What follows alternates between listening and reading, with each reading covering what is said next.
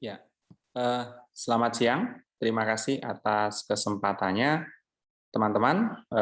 Izinkan saya untuk pada hari ini berdiskusi dengan para senior, para sejawat tentang bagaimana tata laksana hipertensi dan juga diabetes atau sindroma metabolik. Ya, suatu tantangan ganda yang nanti di waktu mendatang saya yakin akan semakin banyak kita hadapi. Pertama-tama, terima kasih juga pada PT Servier, Mas Slamet, dan Bapak Ibu yang memberikan kesempatan pada forum yang sangat baik hari ini. Nama saya Pinson, saya hari ini akan sharing dengan Bapak Ibu, para senior, para sejawat tentang bagaimana tata laksana pasien hipertensi, terutama dengan sindroma metabolik, ya, dengan gangguan metabolik, ya, suatu tantangan ganda yang akan kita hadapi sehari-hari. Ya, tantangannya ini ya, kita sekarang ada di era pandemi, dan ini adalah proses belajar bersama, tapi mudah-mudahan ini tidak terjadi di forum ini, ya, 2 menit pertama masih duduk tegak gini, nanti 20 menit sudah hilang semuanya. Ya, kalau hari ini saya diberi kesempatan untuk menyampaikan materi 20 menit, nanti di akhir sudah begini semuanya, atau hilang semuanya. Tapi mudah-mudahan ini tidak terjadi. Nah, mari kita coba cermati ya. Ini seorang laki-laki 57 tahun, dia merokok, kemudian obes dengan BMI sebesar 28,7 kg per meter persegi. Tekanan darahnya adalah 160/90 mm Hg. Jadi ini sudah terdiagnosis hipertensi dan ini konsisten dalam 2 atau lebih pengukuran. Nah, kemudian kita melihat bahwa gula darah puasanya juga lebih tinggi dari normal, demikian juga dengan gula darah 2 jam habis makannya. Bagaimana dengan profil lipidnya? Kalau kita lihat nih juga serupa bahwa kolesterolnya di atas angka normal ya 210 mg per desiliter dan LDL-nya cukup tinggi ya. LDL-nya itu 170 ya. Dan kalau kita lihat dari profil di atas sepertinya pasien ini adalah pasien yang masuk di kriteria high risk ya. Sehingga mungkin target LDL-nya harus lebih rendah dan kita melihat HDL-nya itu rendah ya, ini tipikal ya pada pasien-pasien dengan sindroma metabolik dan juga trigliseridnya tinggi 230 yang normalnya harusnya di bawah 150. Nah, pertanyaannya adalah apakah pasien ini memiliki risiko yang tinggi untuk terjadinya stroke atau penyakit kardiovaskuler yang lain ya. Kalau dilihat dari profilnya, maka tentu jawabannya adalah iya. Ini pasien yang pasti kalau dihitung secara sesama, maka risiko untuk kejadian kardiovaskuler dengan skor Framingham di 10 tahun mendatang pasti di atas 7,5.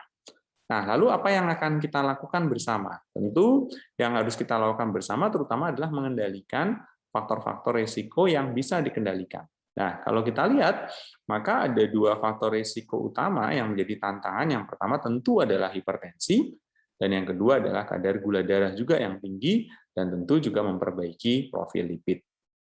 Dan jangan lupa kita harus mengedukasi pasien, walaupun ini sangat susah, harus berhenti merokok, ya, dan juga menurunkan berat badan. Nah, Bapak Ibu, para senior, para sejawat yang saya hormati, kalau kita cermati memang hipertensi itu merupakan global burden ya, jadi beban sakitnya memang sedemikian berat, dan kalau kita cermati ada 1,13 miliar penduduk itu yang terdiagnosis hipertensi di seluruh dunia, dan memang dihubungkan dengan kejadian kematian nomor 1 ya akibat daripada komplikasinya, baik itu komplikasi kepada otak, komplikasi kepada jantung, ataupun komplikasi kepada renal. Nah, celakanya adalah dia dianggap sebagai the silent killer, ya, si pembunuh diam-diam, karena tadi dia tidak bergejala. Dan kalau kita cermati, data menunjukkan bahwa kurang dari 1 di antara 2 atau kurang dari 50% yang bisa terdiagnosis. Kenapa? Karena memang tanpa gejala. Dan ini yang saya yakin kalau para teman-teman sejawat di UGD dan juga kami seringkali menemui ketika pasien itu sudah terdiagnosis stroke, maka lalu kemudian datang dengan tekanan darah yang sangat tinggi, misalnya di atas 180 atau pada beberapa kasus di atas 200, pada tekanan darah sistolik, tekanan darah diastoliknya di atas 110 atau 100, lalu kemudian kita bertanya, apakah Bapak atau Ibu menderita darah tinggi? Ya, jawabannya mboten ngertos, tidak tahu ya karena tidak ada gejalanya. Nah, yang juga menjadi tantangan besar adalah orang yang sudah terdiagnosis, ya orang yang sudah terdiagnosis. Kalau kita lihat itu ceritanya adalah 1/9, ya kalau ini dia 1 di antara 10. Artinya di antara yang menderita hipertensi itu cuma separuh yang terdiagnosis. Di antara yang terdiagnosis itu kurang juga dari separuh yang berobat. Nah, artinya apa? Karena dia itu adalah silent, sebagian besar itu tidak berobat, ya. Sehingga seringkali kita juga menjumpai, apakah tahu bahwa Bapak Ibu itu menderita darah tinggi? Tahu. Apakah berobat? Boten. Nah, kenapa? Ya tidak ada gejalanya. Dan yang juga terjadi adalah orang yang berobat itu hanya 1 di antara 10 yang kemudian bisa mencapai target tekanan darah sebagaimana yang memang diharuskan di panduan. Nah, kalau di Indonesia kita melihat datanya juga sama ya, bahwa ada peningkatan ini dari Riskesdas tahun 2013 ke Riskesdas tahun 2018, itu prevalensinya tinggi, 1 di antara 3 dari penduduk dewasa di Indonesia. Nah, dan kalau kita lihat di antara data tadi, maka lebih dari 50%, itu 62,8% itu uncontrolled. Ya, artinya dia tidak terkendali dengan baik. Nah, persentase ini kalau diterjemahkan ke dalam angka, maka datanya juga mencengangkan ya, bahwa kita di Indonesia itu memiliki hampir 60 juta penduduk yang terdiagnosis hipertensi. Lalu kemudian bagaimana sih hubungannya dengan diabetes? Ternyata mereka ini memiliki hubungan yang sangat erat ya. Mereka berbagi faktor risiko dan juga meningkatkan secara bermakna kehadiran keduanya terhadap kejadian kardiovaskuler. Ya, kalau kita lihat data menunjukkan bahwa 82% pasien dengan diabetes itu ternyata juga menderita hipertensi. Jadi kalau ada 10 pasien diabetes, 8 itu juga memiliki hipertensi. Sebaliknya, 1/4 dari pasien hipertensi itu ternyata memiliki diabetes. Jadi mereka berbagi faktor risiko. Nah, celakanya adalah kalau ini mereka ada bersamaan, maka risiko itu akan berlipat ganda. Kalau kita lihat, maka memang ya sama bahwa faktor risikonya itu adalah sama, ya ada resistensi insulin di sana, ya yang sebagaimana kasus yang tadi kita lihat pada Tuan A, ada dislipidemi, ada faktor genetik, ya ada obesitas, ya obesitas hati-hati ya, ini adalah tantangan kita di dekade-dekade berikutnya karena dia adalah bagian dari low grade inflammation, ya jadi pada pasien dengan obesitas itu ada inflamasi low grade yang bersifat kronik dan tentu merusak.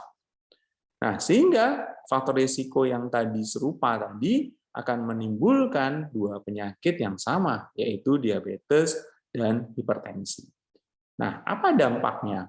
Seringkali ketika terdiagnosis, kerusakan yang sifatnya subklinis ini sudah terjadi. Ini kan kerusakan-kerusakan yang sifatnya subklinis, yang pasiennya masih tenang-tenang saja, bahkan tidak merasakan, tapi sebenarnya secara subklinis sudah ada perubahan aterosklerosis, disfungsi endotel, inflamasi vaskuler, fibrosis vaskuler, kemudian remodeling di arteri. Nah, kalau ini terjadi, maka yang akan dituai adalah komplikasinya, baik itu makro maupun mikro. Ya, kalau di bidang kami misalnya untuk diabetes itu neuropati diabetik ya. Kemudian juga stroke iskemik ya. Nah, ini ketika dia bekerja sama maka yang terjadi adalah penyakit kardiovaskuler ya, penyakit jantung koroner, stroke, juga PAD, peripheral artery disease. Nah, para senior, para sejawat yang saya hormati, maka memang kalau ini pada pasien yang ada bersamaan, maka risiko itu akan berlipat ya. Kalau kita lihat misalnya bahwa risiko cause dari mortalitas itu akan meningkat sampai 72%, tinggi sekali. Cardiovascular disease event-nya itu juga adalah 57%. Artinya apa? Pasien-pasien yang mengalami hipertensi pada saat diabetes itu ditegakkan, memiliki risiko yang lebih tinggi secara bermakna dalam hal mortalitas dan penyakit kardiovaskuler dibanding kalau dia hanya terdiagnosis diabetes tanpa hipertensi. Artinya, kehadiran hipertensi pada pasien yang terdiagnosis diabetes itu secara bermakna meningkatkan komplikasi kardiovaskuler. Nah, sehingga kita tentu harus melihat bahwa pada pasien dengan diabetes dan hipertensi yang ada bersamaan, maka kita lihat faktor risiko terjadinya kematian mana yang bisa dikendalikan. Nah, mana yang bisa kita kendalikan? Kalau kita lihat misalnya begitu diagnosis ini tegak, maka yang harus dilakukan adalah pertama berhenti merokok, ya. Kemudian turunkan berat badan, ya. Olahraga ringan, ya, olahraga yang sifatnya aerobik. Nah, tentu ada dua hal yang kalau kita kendalikan dampaknya itu akan sangat bermakna, yaitu apa? Turunkan tekanan darah. Dengan menurunkan tekanan darah, maka risiko daripada komplikasi makrovaskuler dan mikrovaskuler, komplikasi daripada kemungkinan terjadinya kematian dini, itu bisa sangat kita kendalikan. Nah, kalau kita melihat bahwa kehadiran daripada diabetes dan juga hipertensi tadi, kalau sudah melibatkan kardiovaskuler, maka keberlangsungan hidup atau harapan hidup itu secara bermakna akan berkurang. Ya, kalau teman-teman para senior, para sejawat cermati pada laki-laki yang terdiagnosis diabetes, maka jelas sekali bahwa ada penurunan daripada keberlangsungan hidup, ya, baik itu akibat dari penyakit vaskuler maupun akibat kematian yang sifatnya non-vaskuler. Ya, ini juga sama bahwa harapan hidup pada perempuan dengan diabetes itu juga akan menurun secara bermakna dampak daripada kemungkinan daripada kematian vaskuler dan juga non-vaskuler. Nah, tantangannya adalah bagaimana kita bisa menurunkan risiko tadi dengan memberikan pengobatan yang bisa memperbaiki baik itu A1C, ya, blood pressure, lalu kemudian LDL kolesterol. Nah, ini yang kalau disingkat ya, nih ada beberapa teman dokter muda di ruangan ini, biasanya kalau kita singkat sih ABC, ya. A1C-nya tercapai nggak di bawah 7%, blood pressure-nya tercapai nggak di bawah 130/80, lalu kemudian bagaimana dengan LDL kolesterolnya? Tercapai nggak di bawah 100 mg per desiliter? Bahkan target yang sekarang dari guideline yang terbaru itu jauh lebih agresif, mereka minta ini di bawah 70 mg per desiliter. Nah, ternyata bahwa 81% dari pasien tadi tidak mencapai target ABC-nya. Ya, kalau dia terdiagnosis diabetes, A1C-nya itu tidak pernah di bawah 7, blood pressure-nya itu tidak pernah di bawah 130/80, dan kadar kolesterol LDL-nya juga tidak pernah di bawah 100 atau bahkan di bawah 70.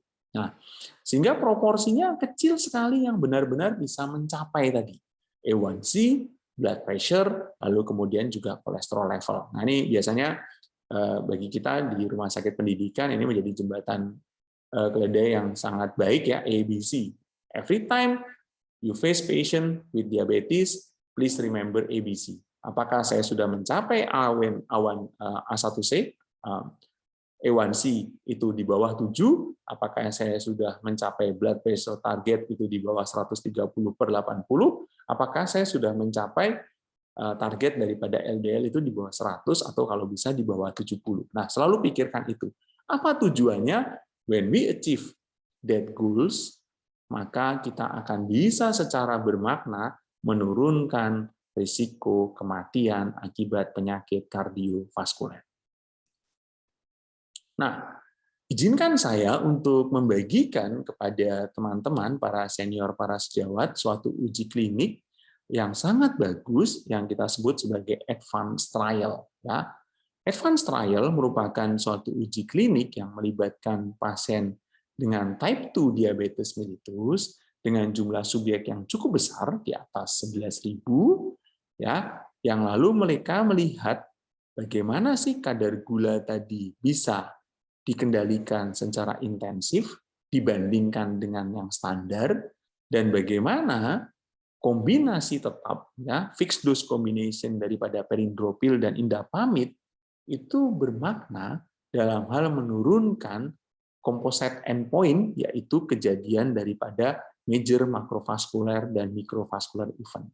Sehingga dibandingkanlah kombinasi perindropil dan indapamid, ya, bioprexum plus itu dengan placebo, bagaimana sih kejadiannya terhadap makrovaskular event dan juga mikrovaskular event. Yang kalau kita lihat, maka primary endpoint daripada studi ini terutama adalah kematian akibat penyakit kardiovaskuler, non-fatal stroke, non-fatal myocard infarction, atau adanya kejadian atau perburukan daripada komplikasi di renal dan juga komplikasi di retina. Nah, hasilnya sangat mencengangkan. Ya, hasilnya sangat mencengangkan. Di mana kalau ada penurunan sebesar 5 mm Hg di sistolik dan 2 mm Hg saja di diastolik dalam hal blood pressure, maka kita akan mendapatkan penurunan dalam hal terjadinya risiko kardiovaskuler. Ya. Dan pemberian daripada kombinasi ACE inhibitor dan diuretik ini, bioprexum plus ini, memiliki efek yang baik terhadap ginjal. Dia punya efek nefroprotektif, di mana tadi terkait juga daripada dengan blood pressure lowering-nya. Ya. Dan fixed dose combination tadi tentu menurunkan risiko terjadinya vascular event dan tentu kematian. Nah, kalau teman-teman cermati advance trial hasilnya bahwa penurunan daripada relative risk reduction all cause mortality itu adalah sebesar 14%. Ya, ini bermakna. Jadi kematian tadi akan bisa turun 14% ketika tadi blood pressure itu kita kendalikan, kita turunkan pada pasien dengan diabetes.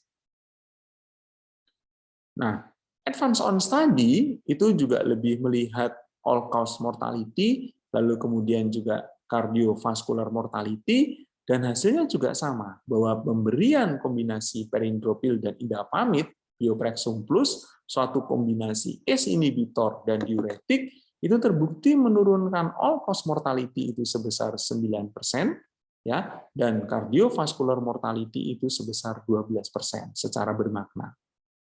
Dan efek ini adalah sustain, dan kalau para senior, para sejawat, teman-teman lihat, maka follow up-nya ini juga cukup panjang, bahkan hampir sampai 10 tahun.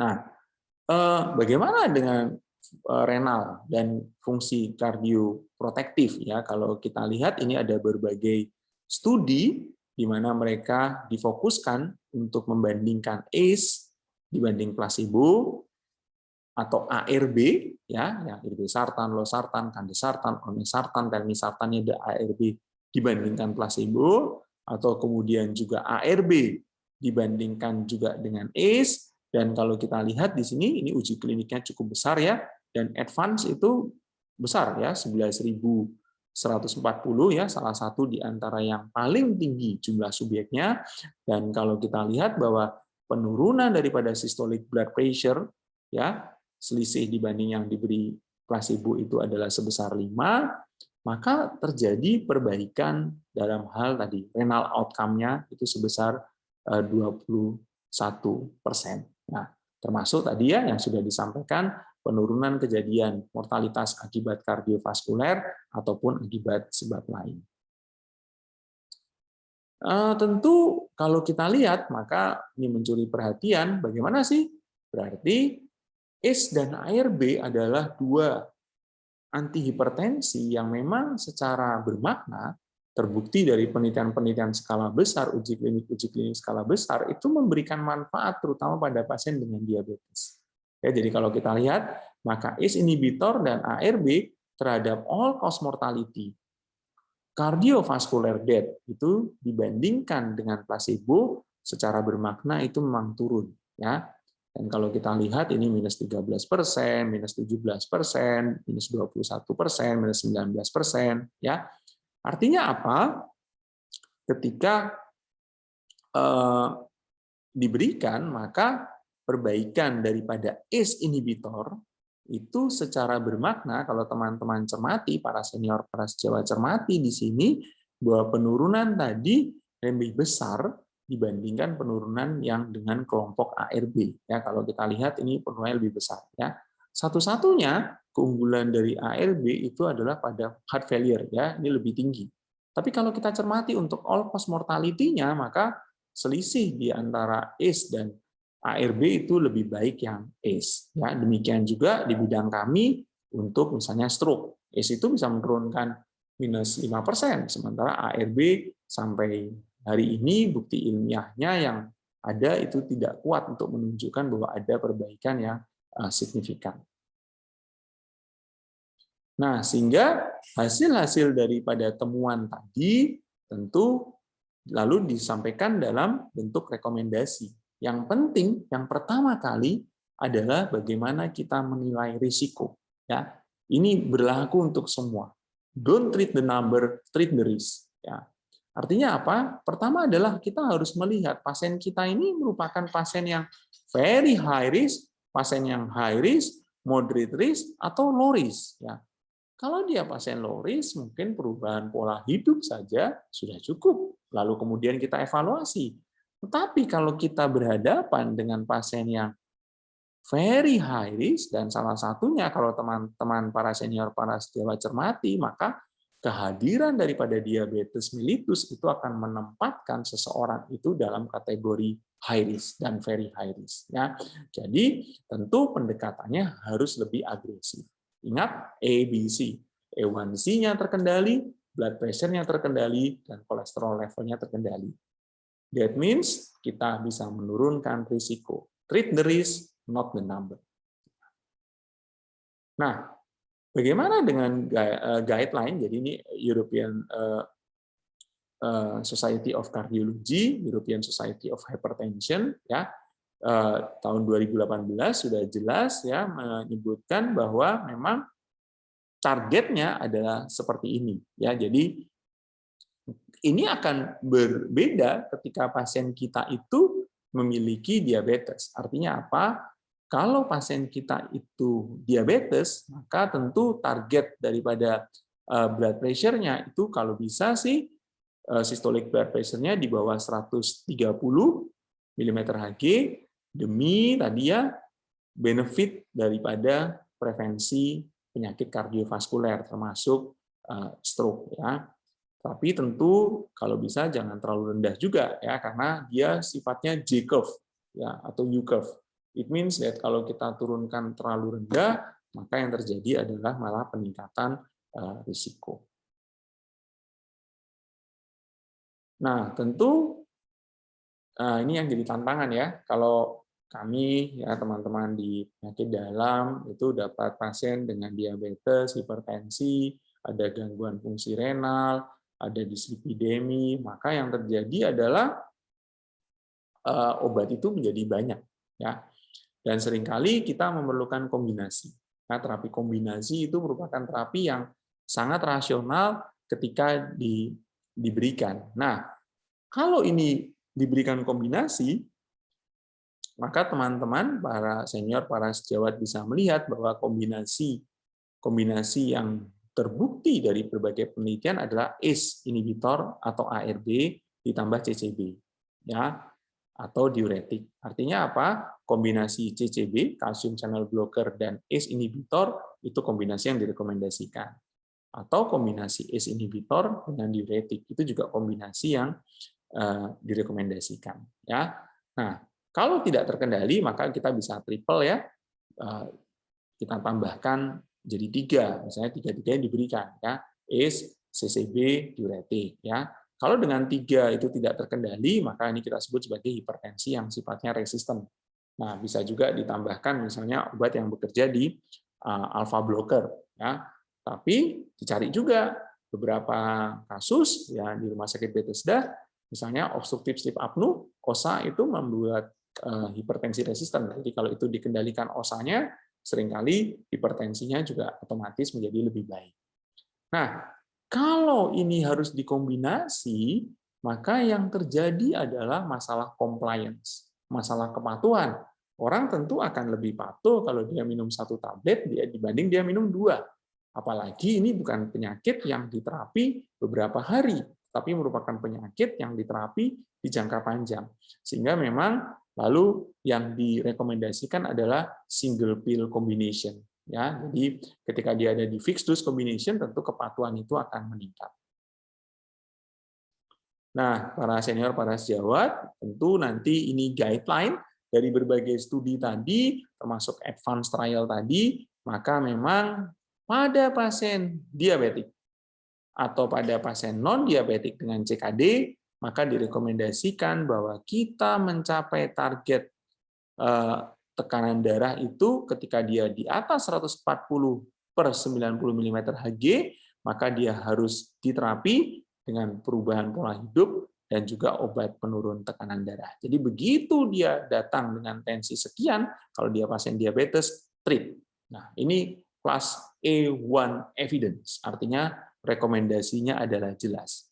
Dan kalau kita cermati, bagaimana kalau pasien ini mengalami diabetes, maka recommended daripada lowering blood pressure-nya kalau bisa sih sampai mencapai 130 mm Hg di dalam sistoliknya. Nah, obat-obat yang menghambat RAS, ya renin-angiotensin system, itu ternyata memang lebih efektif dalam hal mengurangi risiko albumin urea dibanding dengan obat-obat antihipertensi yang lain. Nah, sehingga memang ACE dan ARB menjadi pilihan. Nah, sehingga kalau kita lihat ACE inhibitor ya itu merupakan obat antihipertensi yang bisa dipakai untuk hipertensi, pasien dengan new onset diabetes, pasien dengan chronic coronary syndrome, pasien dengan post MI, ya baik itu STEMI maupun non STEMI, pasien dengan gagal jantung. Ini dia menjadi pilihan utama untuk tadi. Nah, bagaimana dengan kita di Indonesia? Kami guideline daripada Perkeni juga secara jelas menyebutkan bahwa obat antihipertensi yang dapat digunakan, terutama pada pasien dengan diabetes, adalah nomor 1 tetap ACE inhibitor. Kalau dengan ACE inhibitor, misalnya pasien yang tidak mentoleransi, misalnya ada efek samping batuk, maka tentu ARB menjadi pilihan. Ya, jadi kalau teman-teman lihat, para senior, para sejawat lihat, memang pilihan pertama ya first line treatment untuk pasien diabetes dengan hipertensi, apalagi kalau sudah ada albumin urea, adalah dengan ACE inhibitor ya dengan target tekanan darah tadi kalau bisa sih 130 mm Hg.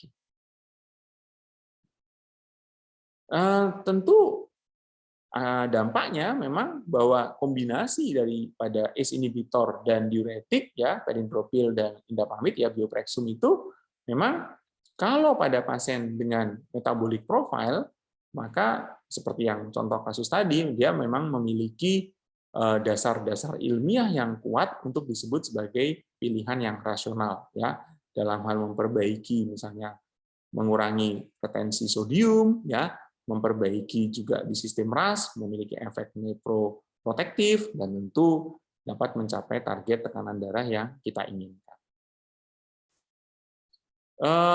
Sehingga bioprexum tadi ya memang kalau diberikan dan kalau teman-teman lihat pada sampai pengamatan untuk systolic blood pressure-nya sampai 6 bulan memang kalau pasien-pasien itu uncontrol dengan sebelumnya ketika dia ditambahkan atau diganti dengan bioprexum plus maka tercapai penurunan tekanan darah yang cukup signifikan dan mencapai target sebagaimana yang kita inginkan. Nah, dan dibanding yang lain, memang kombinasi ini memiliki efek yang tadi ya, bukan hanya sekedar menurunkan tekanan darah, tapi ada manfaat-manfaat metaboliknya, ya termasuk tadi bagaimana untuk glukos levelnya. Ya, jadi kehadiran daripada indapamid itu tidak akan mempengaruhi daripada metabolisme lipid sebagaimana yang lainnya. Sehingga kalau kita lihat, ya tadi sama ya, bahwa ketika kita punya pasien dengan diabetes dan juga hipertensi, maka memang tentu penurunan gula darah, itu akan menurunkan risiko kardiovaskuler, ya. Kemudian penurunan tekanan darah dari studi advance itu jelas akan menurunkan risiko juga, dan kalau ini tercapai, maka penurunan daripada kardiovaskular event itu akan sangat bermakna. Dan tentu yang kita harapkan sih pasien-pasien kita juga tidak jatuh kepada kondisi CKD, bahkan sampai kemudian hemodialisis.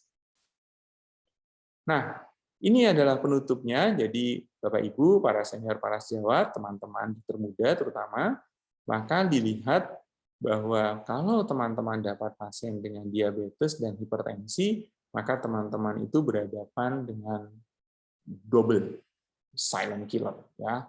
Jadi, dan kalau ini inadekuat, maka tentu akan meningkatkan risiko daripada kardiovaskuler.